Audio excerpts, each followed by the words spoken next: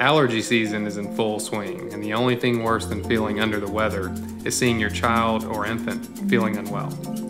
Here's a few tips to help you identify symptoms and treat your young one. Hi. A lot of parents, especially at this time of year, ask me when their child comes in, is my child sick because they have allergies?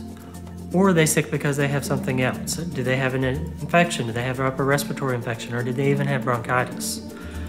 Well, there's a couple of clues that I tell them that help us clue in on whether or not this is simply seasonal allergies or whether or not this is a respiratory tract infection.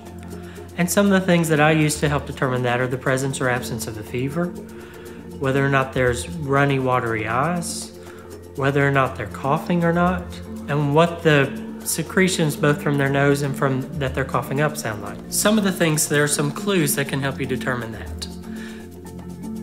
Very rarely will your child have runny eyes and watery eyes associated with a sinus infection or a cold. Very frequently, it can be associated with allergies. Some of the other ways to tell is usually with allergies, your child won't develop a fever, where with a cold, a lot of times they'll develop fevers even to 101, 102. Some of the other things that can help is usually cough is not associated with allergies. It can be, but usually it's not. And a lot of times a cough is associated with cold. But if that sneezing over a day or two turns into a cough, especially if you're coughing up sputum, that means it's probably not seasonal allergies and is more viral respiratory tract infection, but it could also be a bronchitis. What to do for those? Well, a lot of the treatment is the same for both of them. You want to use sinus decongestants, things like Sudafed. You also want to use some of your antihistamines.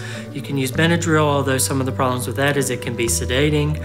You can also use some of the non-sedating ones, and some of the newer ones on the market are the things like Allegra or Claritin or Zyrtec, and they all seem to work fairly well. In fact, there's an over-the-counter version for children now that works very well for allergies at this time of year. Now, as far as fever goes, especially when you start talking about fever in children, when you develop a fever, that makes it more likely to be more of an infection rather than a seasonal allergy. When we talk about fever in children, then there are a couple of things that are important. If your child's under 3 months and they develop a fever, then they need to be evaluated by a medical professional, and we're happy to see them here. If they're over 3 months and they develop a fever, then there's a couple of things you want to look at and a couple of guidelines to use. First off, you should never use aspirin unless directed to by a physician to treat a fever in any child, because there's some potential side effects that can happen with that.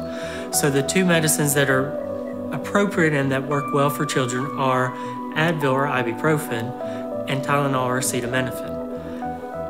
Because those are treated differently in the body, you can use both of those on the same day without causing any problems.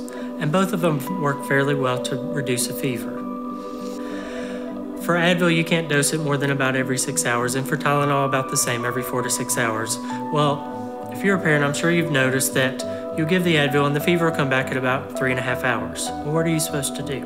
And what I like to tell parents to do is, let's say you give Advil at 12 o'clock. You're not supposed to give Advil again until about 6 o'clock because you're supposed to let about 6 hours lapse in between their doses. Let's say you give Advil at 12. Let's say you give Tylenol at 3. You're not supposed to give Advil again until 6, but then you can give Tylenol again at 9 o'clock. So then you're given a medicine every 3 hours, but not the same medicine.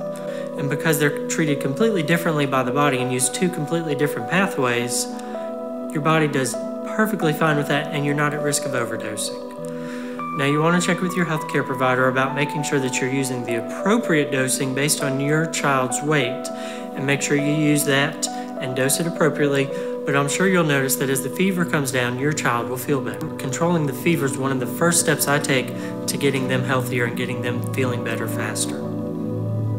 Summit Urgent Care has board-certified physicians who can treat you, your child, or infant 7 days a week without needing to make an appointment. Walk in anytime, and our physicians, nurses, and medical staff will do their best to make sure you or your child are back to normal as soon as possible.